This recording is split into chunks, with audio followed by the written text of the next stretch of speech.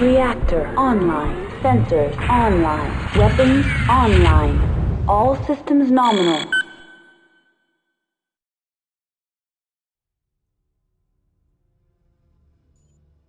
What's up, everybody? Glad you could join me. Hope you're doing well. And welcome to another edition of MechWarrior 5 Clans New Player Intermission Optimization Guide. It's a mouthful, but basically what we are talking about here is the stuff in between the actual missions that you play. So this screen, the facility screen, and so on. Now, this is going to be going over the barracks, in particular pilot experience, as well as the sim pod. Like I mentioned in the last video, it was predominantly pilot experience that I mentioned, but I decided to put the sim pod in this discussion as well. So be sure to alpha strike that subscribe button so you know when other parts of this series go up, as well as other videos on this channel go up. And leave your thoughts in the comment section in regards to pilot experience, the sim pod, any questions or whatever. Share it all in the comment section. So to get things started, this is going to be a little bit of a longer video. They're tending to be longer than I thought they would, so we're just going to embrace that. So now you know, and you knew when you clicked on this. So grab a drink and let's do this. I'm going to start with the sim pod because the sim pod is a great resource. Not only for some in-game chassis experience, but also for hands-on knowledge and experience in playing the game. So the sim pod can be accessed from the barracks, actually clicking on it, or in the little hotkey here, as well as in Mission Central with that same hotkey. When I played this game when it first came out, we only had the actual barracks location of the sim pod. We didn't have a hotkey at the time. So that's another nice thing about games like this. As they do updates and DLC, of which we hope we get more, and things of that nature, there is no real fear of missing out. If anything, you'll have more options and some more optimization for the game as they do updates. Speaking of missing out or whatever, I am utilizing the MechWarrior campaign for the entirety of this series because no matter what you purchase, you need the main MechWarrior 5 Clans game, which means everybody has access to the MechWarrior campaign. So, Simpod first, let's get to it. Simpod has campaign, horde, arena, and training. Horde is horde mode, a lot of fun. Arena is like a PvP style thing. Training has the shooting range and the combat arena, and we'll come back to here in a moment. And campaign is the missions you've beaten in the campaign, you get to replay them. Now, after the Huntress arc, you can see we have advanced mission parameters, extra things you can try and do, and to kind of challenge yourself, and they net you some little reward, which is pretty cool. I actually like the drop tonnage being less, and I want to see if I can't collate the data, if you will, for all this drop weight and do a playthrough where I do my best, especially because it'll be hard in the beginning, but do my best to really limit my stars tonnage to what it says as the amps drop weight as the first playthrough. That would be a lot of fun. Anyways, that's not what we're here to discuss. My point is simply you can see that you have these advanced mission parameters, and if you want to do that while replaying through the mission in the sim pod. When you replay through the mission in the sim pod, you will get chassis experience. In fact, this is a very nice way to top off the chassis experience that you need so you can unlock an Omnipod set before the next mission. So, for example, you do investigation, you don't have quite enough Viper chassis experience to get, I believe, is alternate configuration A. If you come back and replay this again, you can, touchdown for the investigation, you can get a reduced amount of chassis experience, but it would be enough to unlock that Omnipod set, for example. So if at any point you're thinking, man, if only I could do this Omnipod set to use it or use it for a build before this mission, go to your sim pod, play through a prior mission, get that chassis experience, make sure you use that chassis, of course, and you should be okay. So don't forget about this. With that said, training. Now, the shooting arena doesn't net you anything in-game in regards to experience or anything of that nature. But you actually do gain experience. It's your personal playing experience. How does the game feel to you? Are you getting more comfortable at moving and shooting, scoot and shoot, in managing your heat, whatever the case is? Did you just unlock a mech? Did you just make a build? All of these things together can be, tested out and felt out in the shooting range before doing a mission, which is very, very nice. I highly recommend doing that as well. So don't sleep on the Simpod. With that said, let's get to the main course, however, of the pilots. So Jaden here is our default pilot, of course, that we use in the campaign. And as you can see, we have some available pilot experience, not chassis, but pilot experience, because we are into the campaign a little bit on Turtle Bay. So with that said, we can see expended some experience here and there, and we can see experience available and expended for our star mates as well. Everybody's going to have the same left column in terms of skills to upgrade. Now in Flash Storm, they did basically further refine and customize the pilots by having only one skill be the same across the board, and everything else being different for every pilot. But while that's cool, we don't have that here in the Smoke Jaguar campaign, and that's fine. It still works out plenty good for us. In any case, it's the second column that really gives you some insight into what the pilot's all about. In this case, with Naomi, missile range and spread. She's fire support extraordinaire. Mia here is more about ballistics, and Jaden's a good blend. Now, there is one extra thing that comes with building up pilot experience, and we're actually going to see it on Liam, because Liam starts the game with 2 in electronic warfare. So when I gave him 3 in evasion, and I'll come back to why everybody's got evasion in a little bit, you can see we have affinities unlocked, because you needed to have a base 5 total skill levels, if you will, in terms of upgrades for your skills before you unlock affinities. What does an affinity do? Well, I'm not going to actually select one. The pilot's skills are boosted by the bonus amount 1.1 or 1.2 that you see here. Now, if you have both the weight class and the chassis affinity, unlocked, both apply, which is pretty cool. So it's nothing absolutely game breaking. It just makes your pilot's skills a little more skillful. I haven't selected one for Liam here. I just want to show you what that was all about.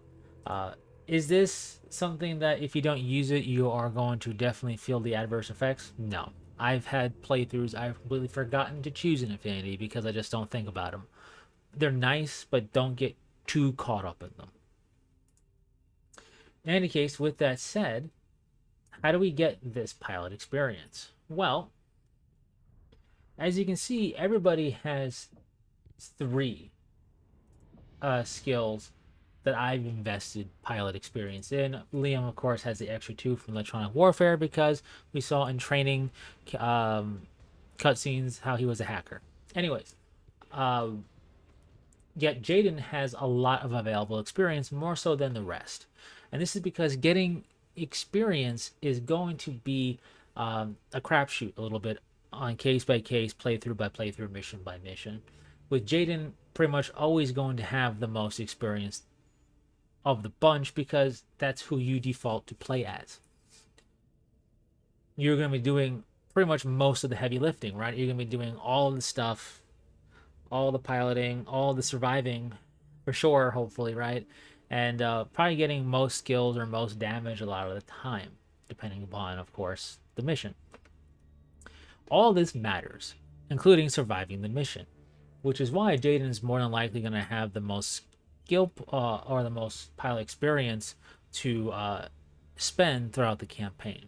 You're not going to be in a drought for the others unless they have to keep ejecting. When a pilot ejects, they will not get as much experience as if they survive the mission. So you want to make sure that the pilots really are surviving if that is your chief concern. If you're really looking for get experience, instead of having Mia forced to eject out of the Shadow Cat here, if her mech was crippled or really badly hurt, I could have her hang out, lag behind significantly out of harm's way, but survive as the rest of the star tackles the remainder of the mission, and therefore she can still get a good amount of experience. Those are some things to keep in mind. In any case, you're going to have different levels of available experience across the pilots as you go. Don't worry, it's not going to be a huge deficit unless the one pilot has to consistently eject for whatever reason. So, with that out of the way, what then should we do for our experience expenditure? And while the writing's been on the wall here as I've been cycling through these pilots, as you can see, everybody has evasion. It's really cool to see the things that make them more of a unique pilot, like Naomi being all about missiles, for example. And you can indeed give them their kind of preference, even without any skill points, done here, without any skill level upgrades. You can still give her a missile boat of a mech. She just won't have any extra benefits than anybody else, really, but at least she has it ready to go, right? In any case, that's really cool and really well and good for everybody, but evasion's the best skill in the game. It's why it's the most expensive. Evasion just lets you flat out evade enemy attacks, and it goes up by 15% basically every time. So I'm currently at 45% evasion. Once we get to skill level 4 or 5, we'll be at 60% evasion. When you couple this with things that I'll go over in the research episode in the future, you get a mech with incredible staying power, both from the pilot's skill at being able to avoid attacks and from the damage reduction of better tech. So those two things together, in my opinion, make evasion worth its weight. And it is very weighty because it's the most expensive of the pilot skills to level up. But personally, my recommendation is to go heavy into evasion. What I personally do, and it's boring, but it works, is that I don't touch the right column at all. I don't touch any other skill until evasion is done. Now, that might be a bit overkill, but it's just, I feel better that way personally. I've done that on Trueborn, I've done that on Expert, so it's served me well. Do you personally have to go that far? You don't have to. It just makes things easier. If you want a bit more of flavor, you could go, let's say, 2 levels of evasion or 3, and then go to like 1 missile spread or range and then back or whatever you wanted. But personally, I feel just knock out evasion and then go to wherever you want to go from there. That's my own personal recommendation, not a requirement. It's not the most min-max, like it's not the most optimized per se. There might be some math out there to say, okay, if you're on Turtle Bay, then you don't need to have past evasion level 3 or something. I don't know, I'm making it up, and therefore you are free to expend some skill points here and there. Just make sure you build up by the time of Courchevel or whatever. I don't know of anything like that. I just go at max evasion.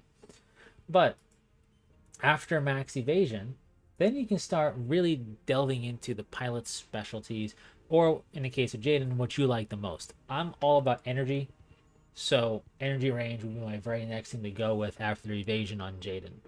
With Naomi being a missile expert, I actually would go with missile spread over range. LRMs have pretty good range, which is what I tend to give her.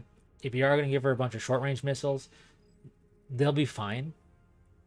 It's the spread that I feel is the best course of action, because spread ups her damage without upping her damage. It decreases the spread of the missiles, meaning more missiles will hit the target, meaning higher potential for max damage per volley than without this. Basically, it's like having Artemis without having Artemis on Naomi, which can free up weight and space for you. And if you combine the two together, she's very, very powerful with missiles. With Mia, I like actually going for heat management before doing anything with ballistics. Or I like to go bounce between heat management and ballistic range and velocity. Same thing with Naomi. I like to go with missile spread, but heat management is also very nice. You can see what they do on screen. I'm not going to read every single one, but maximizing your heat capabilities in a mech means you can fire more stuff for longer, which is nice. Ezra, like I said, I like energy, so I tend to give him energy range at that point. And then with Liam, I just go into electronic warfare because nobody else has it. And while it's not going to be absolutely ridiculous, giving him a mech with ECM or an active probe is pretty cool. It's just fun since he has that. So I kind of like doing that personally. The skill to leave out to the very end is going to be melee. It's an awful skill. There's no need for it. Some of the mechs can't even melee anyway, and that's not the strength of clan tech at all. The strength is in the DACA, as they say, right? To damage the enemy at range with overwhelming firepower. So don't worry about melee. Use it as your final skill to dump experience points into. And affinity here, I don't worry too much about it. Like I said, you do get a bit of a bonus to your skills when you're using a mech of the appropriate weight class or the actual mech, but it's not like if you don't use it, you are SOL or anything. Not at all.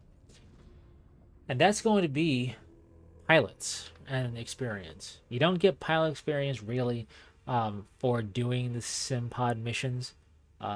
So it's really the campaign, the cutting edge missions of the campaign is going to net you the experience. Keep your star alive as best you can. Try to make sure nobody ejects if you can help it. You don't need to hang back and let them, get some kills or do some damage. Go all in. You're the star commander. So the AIA is going to attack you because you are the player. And B, why not strut your stuff, right? That's part of the game. But everybody's going to accrue experience at their own pace. Evasion is always worth it. When in doubt, max out evasion for anything else. And don't sleep on the SimPod for earning some chassis experience on the side, as well as just giving you some hands-on experience with certain mech chassis. Some of your builds lets you kind of tinker a bit in the shooting range, so that's always nice. In any case, that's all I have for you on this one. I'm not sure what I'm going to do exactly next here for the series, but we are making progress. We're getting there. We're getting towards the end of this series because it's just about the intermission stuff. So hopefully anybody newer to the game that stumbles across this will find this beneficial in some way. So share your thoughts, leave a like if you enjoyed yourself at some point, and until next time, take care.